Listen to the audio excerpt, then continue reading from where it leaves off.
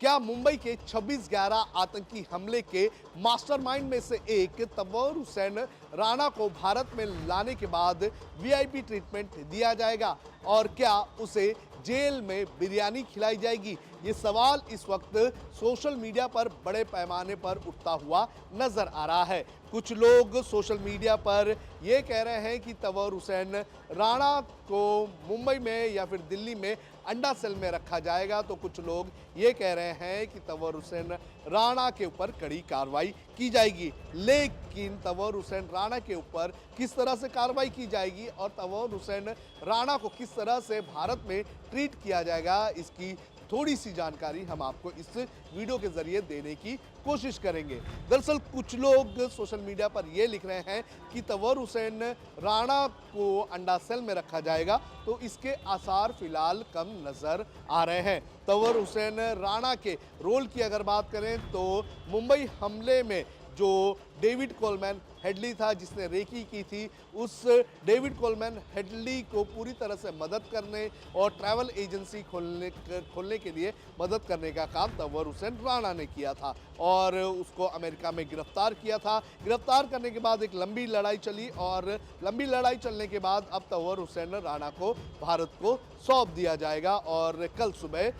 हो सकता है कि एनआईए उसे भारत लेकर आ जाए। लेकिन उसके बाद तंवर हुसैन राणा के साथ क्या किया जाएगा, ये सबसे बड़ा सवाल है। सवाल सबसे पहला ये कि तंवर हुसैन राणा को कहां रखा जाएगा। जो जानकारी सामने आ रही है, जानकारी के अनुसार तंवर हुसैन राणा को कहा जा रहा है कि पहले दिल्ली लाया जाएगा और दिल्ली में उसे एनआईए की कस्टडी में रखा जाएगा। और जो जानकारी सामने आ रही है उसके अनुसार एनआईए जो है वो तंवर हुसैन राणा से लगभग 1 महीने तक पूछताछ कर सकती है और इस पूछताछ में भारत में जो आतंकी हमले अब तक हुए हैं उनसे जुड़ी हुई जानकारियां हासिल कर सकती है। इसके अलावा आतंकी हमले के दौरान 26/11 आतंकी हमले के दौरान क्या भारत से कोई मदद मिली थी, उसके बारे में जानकारी हासिल करने का काम एनआईए कर सकती है। उसके बाद और कौन कौन से मॉड्यूल जो हैं वो भारत विरोधी काम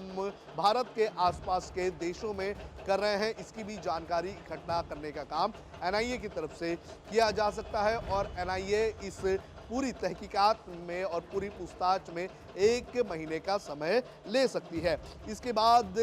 तंवर हुसैन राणा को मुंबई शिफ्ट किया जाएगा। मुंबई में जो है अर्थर रोड जेल में उसे रखने का काम किया जा सकता है। अर्थर रोड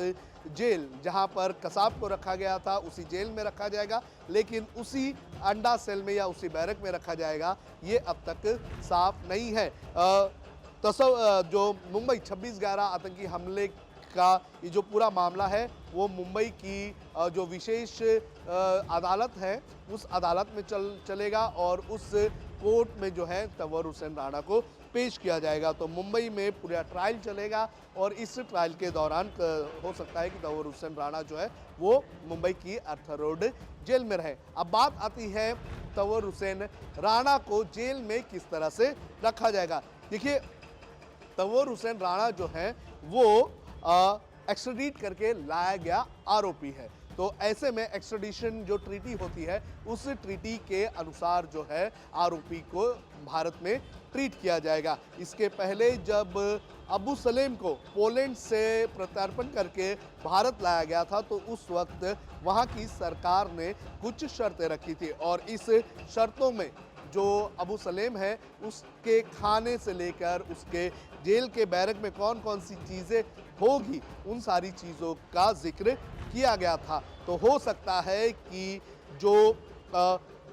तंवर हुसैन राणा है उस तंवर हुसैन राणा को लेकर भी एक्स्ट्राडिशन ट्रीटी में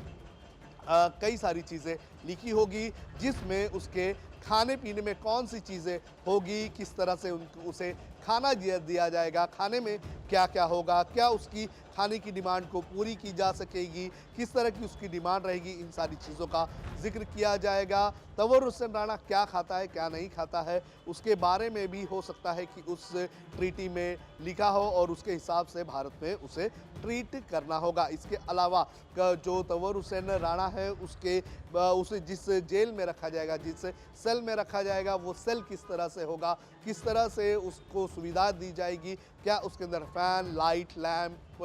पढ़ने के लिए किताबें या सोने के लिए बेड होगी, ये सारी चीज़ें भी देखना बेहद ज़्यादा ज़रूरी है। देखिए, तंवर हुसैन राणा की अगर बात करें तो वो सिर्फ भारत का ही आरोपी नहीं है, बल्कि वो अमेरिका में जो आतंकी हमले हुए थे उन हमलों में भी वो शामिल था। तो इस हिसाब से वो अमेरिका का भी आरोपी है। तो ऐसे में वह अमेरिका का आरोपी होने के चलते उसे वो सारी सुविधाएं हो सकता है दी जाए जो अमेरिका में आरोपी को दी जाती है। और जिस तरह से अब तक की एक्स्ट्राडिशन ट्रीटीज़ हमने देखी है, उनमें ये भी देखा है कि जो